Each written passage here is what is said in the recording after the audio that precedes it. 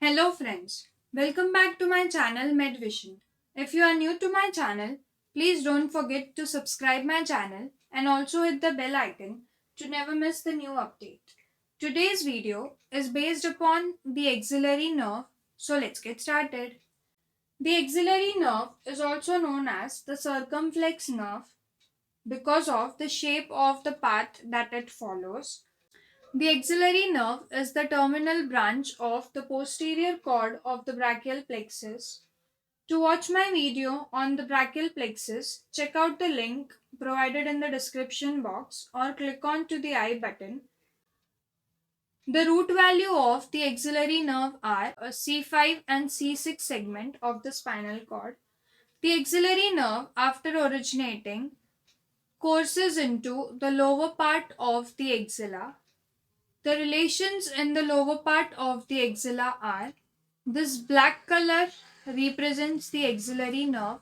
Anterior to this, we have the third part of axillary artery, posterior to which we have subscapularis muscle, medial to which we have the median nerve, and lateral to the axillary nerve is the coracobrachialis muscle. So these are the relations that are present in the lower part of the axilla. The nerve leaves the axilla by winding around the lower border of the subscapularis muscle and enters into the quadrangular space. This green color area represents the quadrangular space. To watch my video on the quadrangular space, check out the link provided in the description box or click on to the I button. Before entering into this quadrangular space, the nerve gives off an articular branch to the capsule of the shoulder joint. This is the branch supplying the capsule of the shoulder joint. In the quadrangular space, the nerve then passes backwards through the quadrangular space. Here it is accompanied by the posterior circumflex vessels. This red color represents the posterior circumflex artery and blue color represents the posterior circumflex vein. In the quadrangular space, the nerve divides into two terminal branches, the anterior branch and the posterior branch.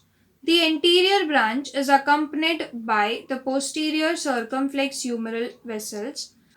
The muscular branch supplies the anterior part of the deltoid muscle and the cutaneous branches supplies the skin over its antero-inferior part.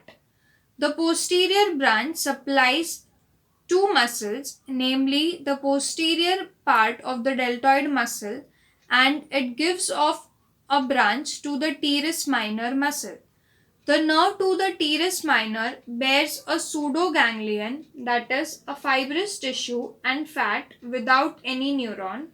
The posterior branch is further continuous as a cutaneous branch and it is known as the upper lateral cutaneous nerve of the arm.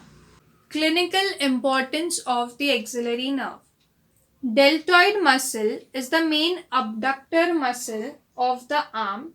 Since the axillary nerve supplies the deltoid muscle, any injury to the axillary nerve results into the failure of the abduction of the arm. Also, surgically it is important because at the surgical neck of the humerus, the anterior branch accompanied with the posterior circumflex humeral vessels are commonly involved in dislocations of the shoulder joint and in the fractures of the surgical neck of the humerus. I hope you find this video helpful. Please don't forget to like, share and subscribe my channel. Also join me on my Instagram and Facebook page for notes and quizzes. The links are provided in the description box.